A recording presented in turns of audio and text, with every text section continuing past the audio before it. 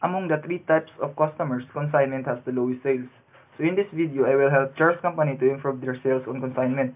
The result is that only 56,235 or 9% of the sales were accumulated by the company in the consignment, and this could greatly affect the company.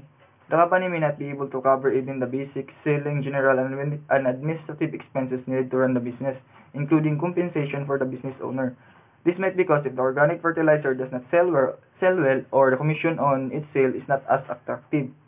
So the consignee may prefer to display his own inventory on most prominent and advantageous places, and Charles Company gets no cash until the goods are actually sold to customers and the payment is remitted to him by the consignee.